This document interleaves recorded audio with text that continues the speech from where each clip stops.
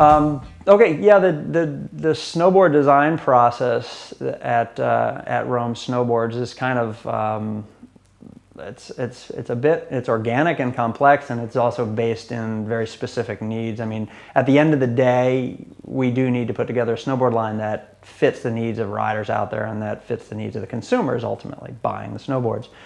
And so the objective of the line is to kind of make sure we have a good mix of boards that perform at different levels and that are affordable at different price tiers. So that's one aspect of it, is identifying a need. Do we need a beginner board at this price point? Do we need a high-end gym board at, over here? So we define kind of what we need to do.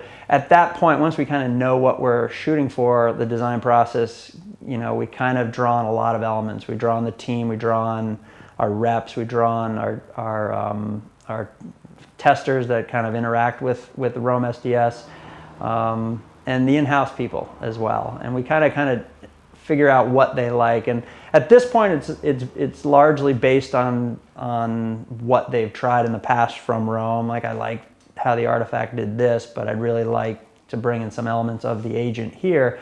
And we'll be able to kind of isolate what those design variables are and what we want them to do. So the process is really just a big funnel, and I'm kind of the filter in that funnel. So we're getting input from sales, we're getting input from marketing, we're getting input from riders, and at that point we kind of add elements. So I know, when I know what price point I'm trying to hit, I know what materials I can really use. Certain materials I can't use for certain price points. Once I know materials, I can start focusing on geometry. And from there, it's just kind of, it's a lot of mixing components and put them down on paper, look at them, review them, talk with a group of people, and then kind of start your prototype process, where you'll take several of the variables, you'll isolate them, you'll build several prototypes, and start riding them and testing them. And ideally, you kind of close the loop and get the people that have been giving you feedback, the team riders that have been requesting a specific performance characteristic. We'll get them on the board, see if it achieved that objective.